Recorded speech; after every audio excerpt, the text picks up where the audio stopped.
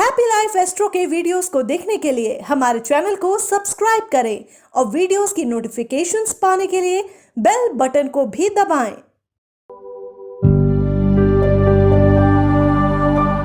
एक ग्रह जो जब भी टॉरस राशि से निकलता है अपने निशान भारत की हिस्ट्री में छोड़कर जाता है। एक प्लेनेट जो आज तक इंडिया के चार्ट में केवल 4 ही बार वृष राशि यानी टॉरस से निकला है और चारों ही बार कभी ना भूलने वाली घटनाएं देकर गया है। और सबसे खास बात, वही ग्रह अब फिर से यानी 5वीं बार वृष राशि यानी टॉरस राशि में आ रहा है। और आज के वीडियो में हम ये जानेंगे कि इस बार ये मूवमेंट कैसी रहेगी और इस बार इतिहास की किताबों में कौन सा नया पन्ना जुड़ेगा। नमस्कार, मेरा नाम है योगेश शर्मा और स्वागत है आपका happy life with Yogesh Sharma में। दोस्तों, 23 सितंबर 2020 की डेट नोट कर लीजिए। इस दिन राहु और केतु राशि बदल रहे हैं। केतु वृश्चिक राशि में जाएंगे और राहु आएंगे वृष राशि यानी टॉरस राशि में। राहु केतु 1.5 साल लगाते हैं एक राशि से निकलते हुए। ये 1.5 वर्ष भारतवर्ष के लिए काफ़ी सेंसिटिव, काफ़ी हैपनिंग रहने वाला है। क्यों?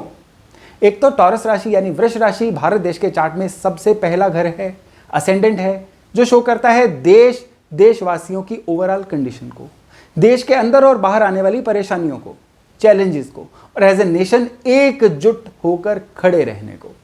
और वहीं राहु रिप्रेजेंट करता है इन सब चीज़ों को खराब करने को, उन्माद को, हिंसा को, लड़ाइयाँ, डिजास्टर। आइए जरा पीछे मुड़कर देखें कब कब ये राहु वृष राशि में आए हैं। आजाद भारत के चार्ट में पहली बार राहु इस राशि में आए थे 1947 में। तब क्या हुआ था? देश को करीबन 1000 साल की गुलामी के बाद स्वराज मिला था, लेकिन साथ में मिला था विभाजन और आज तक का सबसे बड़ा माइग्रेशन। करोड़ों लोग बेघर होकर अपना घर बार छोड़कर एक देश से दूसरे देश आना पड़ा था। और उस समय के भयंकर दंगों को कौन भूल सकता है? लाखों बेकसूर लोग इन दंगों में मारे गए थे। 18 साल बाद 1965 में राहु फिर से इसी राशि में आए और हुआ भारत पाकिस्तान का युद्ध, जिसमें भारत की सेना लाहौर तक पहुंच गई थी। और इसी समय में श्री लाल बहादुर शास्त्री जी की रहस्यमयी मौत भी हुई, जो आज भी एक पहेली है। राहु एक बार फिर से टॉरस में आए 1984 में। क्या क्या नहीं हुआ इस साल में? पहले पंजाब में आतंकियों द्वारा निर्दोष लोगों की हत्याएं, फिर ऑपरेशन ब्लू स्टार, उसके बाद इंदिरा गांधी जी की उन्हीं के बॉडीगार्ड्स द्वारा निर्मम हत्या, सिख विरोधी दंगे, भोपाल गैस कांड। 1984 का साल किसी भी अच्छे रीजन के लिए याद नहीं किया जाता। और अभी लेटेस्ट 2002 में जब राहु का चौथी बार गोचर वृष राशि से हुआ, तो गोधरा में कार सेवकों की ट्रेन में बैठे बैठे निर्मम हत्या कर दी गई थी। और उसके बाद जो हालात खराब हुए, गुजरात के दंगे हुए, ये घटनाएं आज भी चर्चा का विषय हैं। देखिए, 4 बार ये गोचर आया है आजाद भारत के चार्ट पे, और पैटर्न देखिए जरा। हर बार ये गोचर या तो जनता के मन में बेचैनी लाता है या फिर पड़ोसी देशों से कोई ना कोई तकरार या लड़ाई करवाता है। अब 23 सितंबर 2020 को राहु 5वीं बार जब आ रहे हैं वृष राशि में, पर क्या हर बार जब भी राहु टॉरस में आएंगे, वृष राशि में आएंगे, क्या कुछ खराब ही होगा?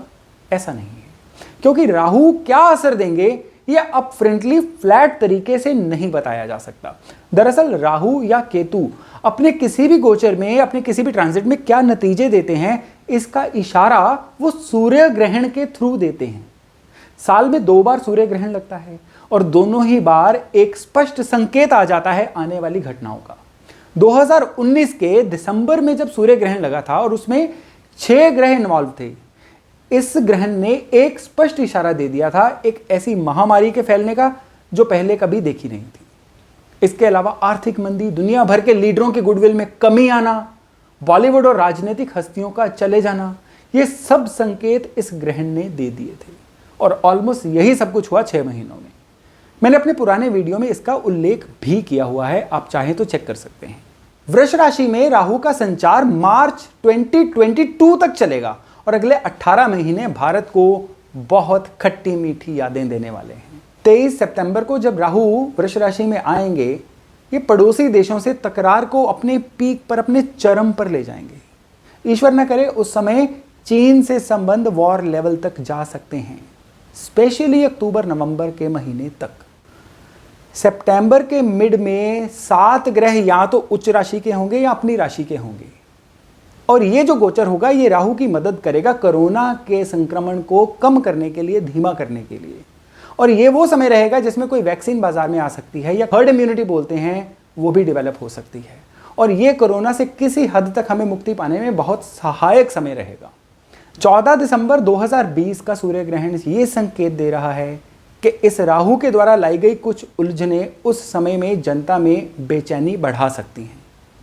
आर्थिक मंदी अपने चरम पर होगी, लेकिन सबसे ज़्यादा चिंताजनक क्या है? सबसे ज़्यादा चिंताजनक है सांप्रदायिक सौहार्द के बिगड़ने के आसार। और इस समय में किसी पॉपुलर राजनेता, बॉलीवुड हस्ती या कोई अन्य बहुत वीआईपी किस्म के इंसान के अचानक निधन की खबरें भी आ सकती हैं। इस ग्रहण के ट्रिगर पॉइंट्स होंगे दिसंबर से फरवरी के बीच में, लेकिन 2021 की मई के बाद इसी राहु को मदद मिलेगी कुंभ राशि के बृहस्पति द्वारा। इस समय में देश के हालात सुधरने शुरू होंगे। इस समय में सरकार कोई एक ऐसा बड़ा फैसला लेकर आएगी जो देश की हिस्ट्री में बहुत दूर तक प्रभाव देगा। दोस्तों, ये राहु देश को किस तरह का प्रभाव देंगे? मोटे मोटे तौर पर हम ये कह सकते हैं कि राहु अपने कुछ शुरुआती महीनों में, लगा लीजिए 6 से लेकर 8 महीने तक, जम के टर्बुलेंस दे सकते हैं, देश की व्यवस्था को उथल पुथल कर सकते हैं, जनता में बेचैनी बढ़ा सकते हैं। लेकिन जितने जितने वृष राशि में ये राहु पुराने होते जाएंगे, उतना उतना देश को किसी हद तक स्टेबिलिटी में लाते चले जाएंगे, क्योंकि आगे जाकर इस राहु को बृहस्पति का और अन्य ग्रहों का साथ भी मिलना शुरू हो जाएगा। ये एक मोटे तौर पर फलित था कि भारत के लिए राहु का ये जो गोचर है अगला 1.5 साल कैसा रहेगा। अब मैं थोड़ी सी बात करूंगा कि ये राहु आपकी राशियों के अनुसार कैसे फल देंगे। आपकी अपनी राशि के अनुसार राहु के फल भी अलग अलग होंगे। मेष यानी एरिस राशि, यहां पे मिक्स रिजल्ट होंगे। इस राहु के कारण खर्चे काफी होंगे, हेल्थ का खास ध्यान रखना पड़ेगा, और घर से बाहर जब भी निकलें पूरी की पूरी सुरक्षा का ध्यान रखें, ड्राइव केयरफुली। और आपके कुछ मतभेद लोगों से जो होंगे वो आपको पैसे का नुकसान दे सकते हैं, इसलिए ये 1.5 साल केयर करने वाला 1.5 साल है। वृष राशि के लिए समय पारिवारिक सुख के लिए थोड़ा सा बुरा रहेगा। जीवन साथी के साथ कुछ डिफरेंसेस हो सकते हैं, जिससे आपको थोड़ी सी मेंटल टेंशन हो सकती है। काम कारोबार के क्षेत्र में बने बनाए कामों में भी बाधा आ सकती है, और साथ ही बॉसेस का भी जो सपोर्ट है, अगर व्यापारी हैं तो सप्लायर्स का जो सपोर्ट है बहुत कम मिलेगा। और फैमिली मैटर्स में चिंता बढ़ सकती है। कोई भी बहुत बड़ा अगर डिसीजन लेना चाहते हैं, बच सकते हैं तो उससे बचिए, नहीं तो नुकसान ही होगा। बात करते हैं मिथुन राशि की। अब मिथुन राशि वालों को बड़ी राहत मिलने वाली है, क्योंकि इससे पहले राहु चल रहे थे मिथुन राशि में, परेशानियां दे रहे थे। अब उससे हटकर ये जा रहे हैं वृष राशि में, और केतु भी उनको लाभ देने वाली पोजीशन पे आ चुके हैं। मिथुन राशि वालों की अब सेहत अच्छी होनी शुरू हो जाएगी, पैसा आएगा, योजनाएं सफल होंगी, और अगर शादी नहीं हुई है तो शादी के योग भी बनेंगे। कर्क राशि वालों के लिए राहु केतु की उल्टी चाल बहुत ही फायदेमंद साबित होने जा रही है। काम में आने वाली सारी अड़चनें, रुकावटें खत्म होंगी। अगर शादी नहीं हुई तो जल्द शादी का योग बनेगा। दोस्तों के बीच दूरी खत्म होगी। ऑफिस में सीनियर्स आपके काम की प्रेज करेंगे, और कोई ना कोई बिल्डिंग या कोई वाहन खरीदने का योग भी बन रहा है। लियो यानी सिंह राशि, जमीन जायदाद के मामलों में नुकसान हो सकता है। प्रॉपर्टी लेने में कोई ना कोई रुकावट आती जाएगी या समस्या आ सकती है। अपने गुस्से पर काबू रखें, क्योंकि लड़ाई झगड़े से आप अपना काम खराब कर सकते हैं, इसलिए आपको थोड़ा ज़्यादा कॉन्शियस रहने की ज़रूरत है। कन्या राशि वालों को राहु और केतु दोनों से फायदा होगा। यहाँ पे बाय 1 गेट 1 फ्री वाला असर होगा। अपार धन संपत्ति मिलने की संभावना है, सारे काम बनेंगे, कुछ इन्फ्लुएंशियल बड़े बड़े लोगों से मुलाकात होगी, और शादी का योग भी बनेगा। और तुला राशि वालों के लिए आपके वैवाहिक जीवन में अड़चने आएंगी। विवाह नहीं हुआ है तो होने में अड़चने आएंगी। शादीशुदा जिंदगी में लड़ाई झगड़े और परेशानियां बढ़ सकती हैं, और जिनसे आप मदद की उम्मीद कर रहे हैं ना, वो आपको उल्टे धोखा दे सकते हैं। वृश्चिक राशि वालों के लिए चंद्रमा नॉर्मली नीच का होता है, और ये नीच का चंद्रमा एट टाइम्स इन्हें ज़्यादा परेशानियां देता है। लेकिन राहु केतु इस समय आपके दोस्त बन जाएंगे और बहुत लाभ देने वाले हैं। नौकरी में कुछ चेंजेस आएंगे, और ये चेंजेस अच्छे के लिए आएंगे। अगर रुका हुआ प्रमोशन था, प्रमोशन होगा, और काम कारोबार में मुनाफा और व्हीकल वगैरह खरीदने का भी एक योग बन रहा है।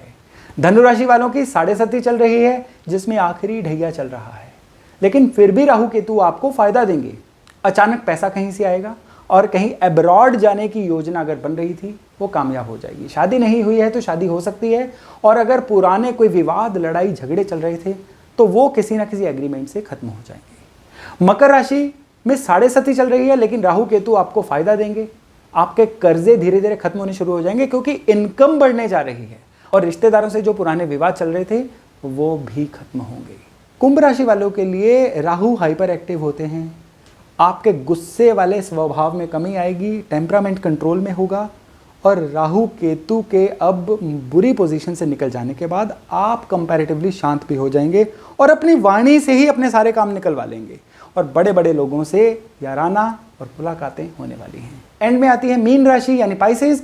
मीन राशि में भी राहु केतु के घर बदलने से बहुत फायदा होने वाला है। अटका हुआ पैसा मिलेगा, अटके हुए काम बनेंगे, नई जगह पर काम धंधा आगे बढ़ेगा और व्हीकल का सुख मिलेगा। और अगर कोई सेहत की परेशानी चल रही थी अब झट से दूर होगी।